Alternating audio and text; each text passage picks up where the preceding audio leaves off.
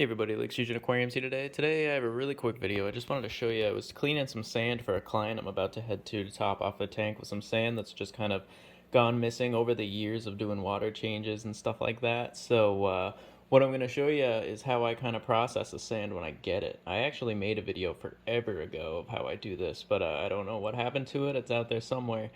But I'm just going to show you really quick. It's super easy. I'm using the Supernaturals by CarbyC.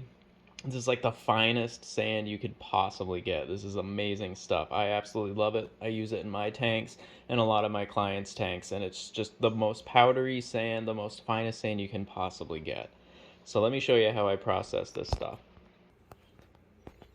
So I already rinsed it once, and what I'm going to do is I'm just going to fill this bucket up with like warm water, kind of jet around in the sand, kind of dig it around, because it does have a good amount of debris in it. All sand does, just from the factories and stuff like that. So you definitely want to get some of that out of there before you put it in your aquarium. Usually bags of sand will come with like a clearing solution inside the sand. So you'll dig that out and you can put that in your aquarium after. It's up to you if you want to use it or not. I never personally have. I find this does the trick right here. And plus, it's all about how you put it in the aquarium as well. So once I have a good amount of water in there, I'm just going to stick the ye old hand in here. There's a good amount of sand in. The bucket's probably like quarter full of sand. And you're just going to put your hand into the sand basically, and you're just going to start mixing it around. You start mixing it around. And this stuff is so fine that if you can kind of spin the whole entire, like you just spin your hand around the whole entire bucket, kind of like I'm doing. And the faster you go, it's literally all gonna lift up, and you're not even gonna feel sand at the bottom anymore. It's just gonna be spinning around. You're not even gonna be able to feel it. Like I said, this stuff is so fine, so you're able to do this. It's not like some of the heavier, larger grain sand. So basically, you're just gonna do this and try and get your hands on all the sand. Like, you want to just feel the bottom of the bucket, basically. You want to feel the bottom of the bucket, have no sand on it, so all the sand is basically just floating around, none of it's resting. And then right here, like, I'm able to like push my hand through the sand, no problem. You just get that good spin going. There's nothing at the bottom right now. It really doesn't feel like there's sand in here. Kind of weird, but okay, once you're done with that, you let it sit for about a minute or so, and then you're going to dump out some of the nastiness. Right, so I got the yield tripod set up. I hope the camera's going to be able to pick this up. But basically, now what you're going to do is you're going to dump out really carefully after it's been setting for a minute, because you don't want to dump any sand out. You're just going to dump out the water super carefully. You can kind of see all that nasty, milky looking water. That's what you don't really want in your aquarium.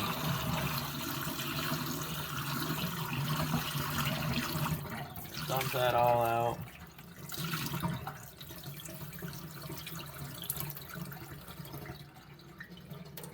And there we go. You can see the sand looks real fine in there. Really nice stuff.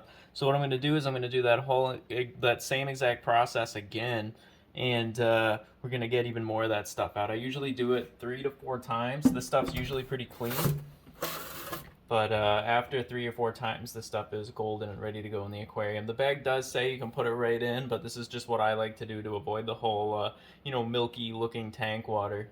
So straight up, just from filling it up, you can see that there's hardly any debris in the water from all that disturbance that the faucet just had in that bucket, but you can see that it's pretty clear.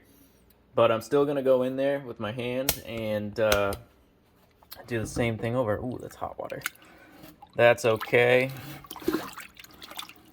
Alrighty, so well, like I said before, you just start the little spin cycle, I guess I'll call it. You just want to get through all those little layers of sand until you finally touch the bottom of your bucket, and you're just going to spin like a madman. Now we got that nice spin. I'm barely even moving my hand, and there's just nothing. It's just all the sand is flying around. Little sandstorm going on in there. Ooh, that is hot water. So yeah, now I'm going to dump this stuff out after I let it sit for about a minute.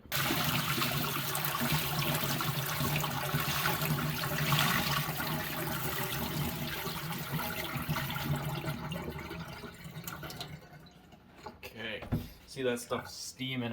I know I said warm water, but I guess I should have meant super hot water. It doesn't matter the temperature as long as you're getting that stuff out of there. But now, you can see this sand is looking real good. Real nice stuff, easy to work with. And the next part of this video, I'm going to show you how I actually put it into my client's aquarium to kind of top it off in little sections.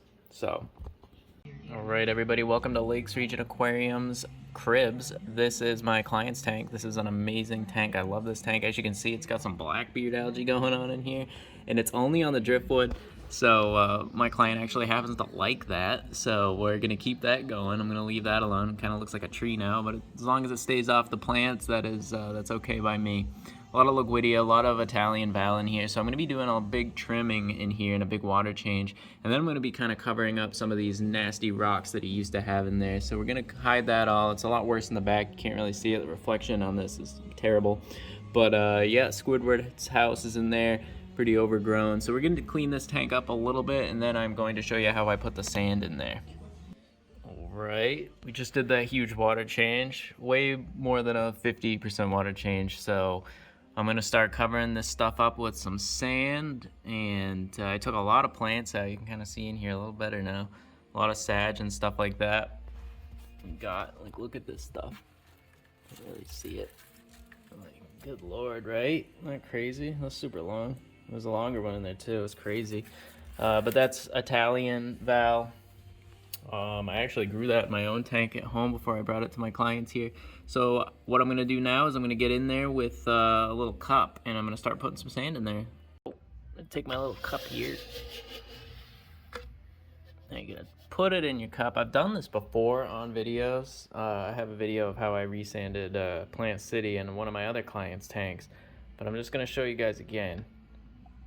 So what I do is I get the sand in here. You're gonna get a little bit of, you know, poof, I guess I'll call it, of sand. But you just want the water to kind of go in very steadily. You know, don't do anything too quick. Patience is the key here. You're gonna bring this guy down. And you're gonna pour it out just like a liquid. Just like a liquid right there. See, I do apologize if you guys hear some country music in the background. Definitely not my choice of music for sure. You can kind of see how that is covering up real nice. There's no excess, you know, poofage. There's no sand kind of murking the water. So it's just a really gentle way of doing this. I swear I did a water change. All that waste you see down there. I mean, I did a huge water change, clean the bottom multiple times with the siphon. That's just the way it goes sometimes. After you're done doing a water change, you see all that waste you missed, but you know, what can you do? You don't want to do too much of a water change.